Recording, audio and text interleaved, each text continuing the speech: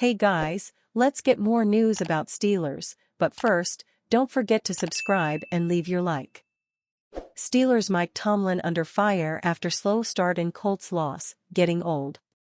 Head coach Mike Tomlin has been a popular source of blame for Pittsburgh Steelers critics over the past several years. That was the case again after the Steelers lost their first game of the 2024 season in Week 4. As they have routinely done this season, the Steelers started slowly on offense against the Indianapolis Colts on September 30th.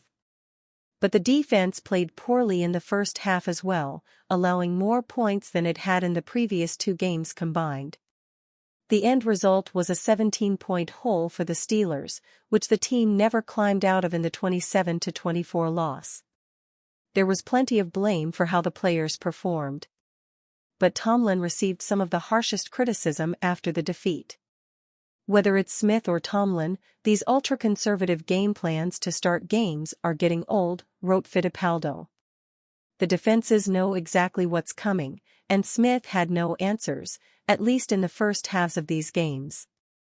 The Pittsburgh Post-Gazette's Ray Fittipaldo gave Tomlin an F grade for his Week 4 performance. The Steelers entered Week 4 ranked first in a lot of different defensive categories. They had yet to allow an opponent to score more than 10 points in a game. But the Colts had 2 touchdowns after 2 drives and 17 points early in the second quarter.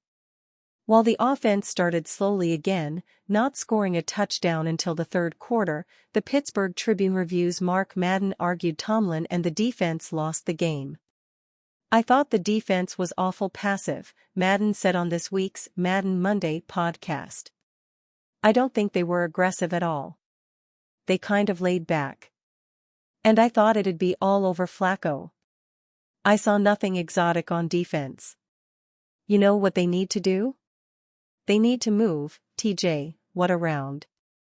They need to have Watt line up in different places. That's how other premier pass rushers find openings when they're getting chipped and double-teamed all the time. Why doesn't Terrell Austin do that?" Advertising, second-year quarterback Anthony Richardson led the Colts on their first touchdown drive. Richardson exited with an injury on Indianapolis' second possession, but with veteran backup Joe Flaco, the Colts immediately scored again. With Flaco playing most of the afternoon, the Colts converted 8 of 15 third-down opportunities. On one second-half drive alone, Flaco completed passes on 3rd and 7 or longer 3 times for first downs.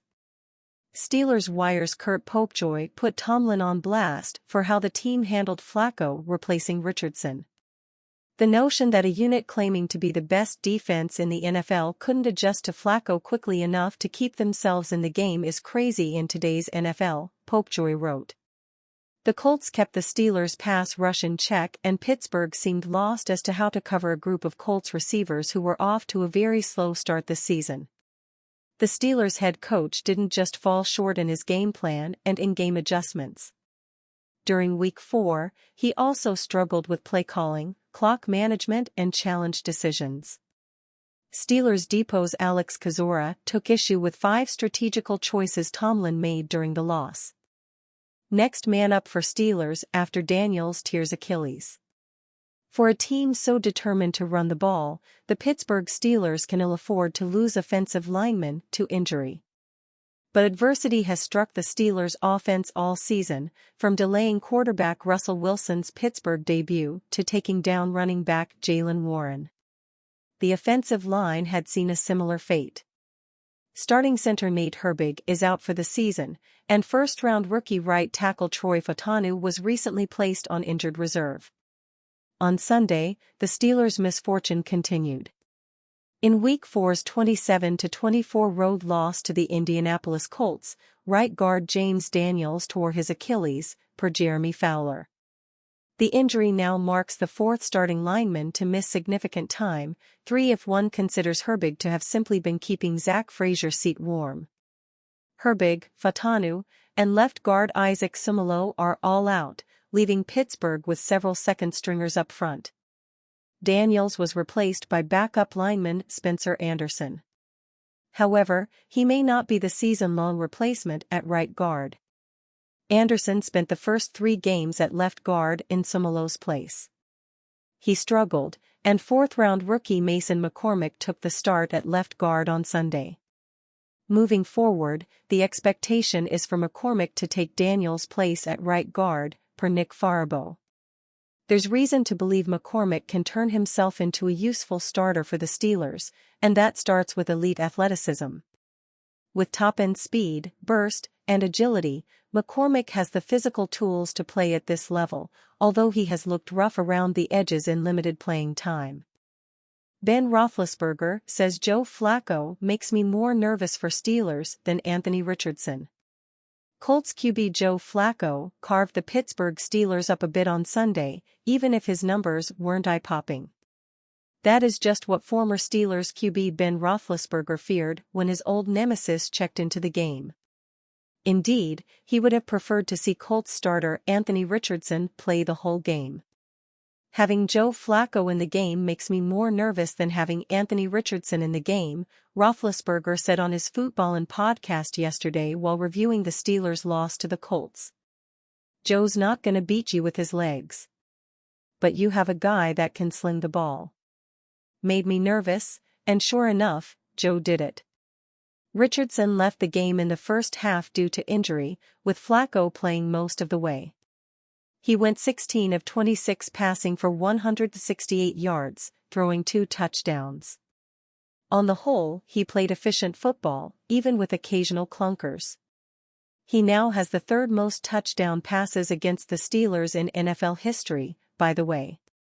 Ben Roethlisberger spent most of his career battling Joe Flaco in the AFC North as Steelers and Ravens quarterbacks, respectively. Flaco won the Super Bowl with Baltimore in 2012, but his career started going downhill after that. For the past 6 years, Flaco has been primarily a backup, but he found new life with the Steelers and Ravens rivals last year, the Cleveland Browns. While he is not knocking on the door of the Hall of Fame, he has had a very good career.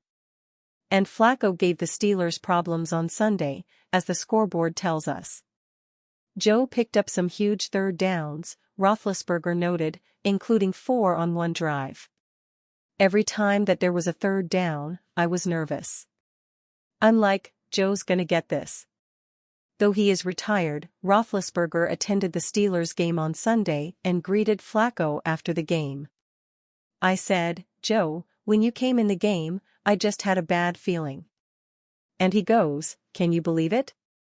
Pittsburgh, the one team that I've played so many years? Flaco's teams are 11-11 all-time when he plays the Steelers, including Sunday. That marked his first time playing Pittsburgh since departing from the Ravens a number of years ago, surprisingly. He did not start the game, so he did not record a win, but he put in a winning performance. Flaco is obviously a more experienced and intelligent passer at this point in his career than is Richardson, but there's a reason one is backing up the other. He has proven that he still has the arm talent, but at nearly 40, his starting days are over. Barring injury, anyway. And you fan? What do you think of the situation of Joe Flaco?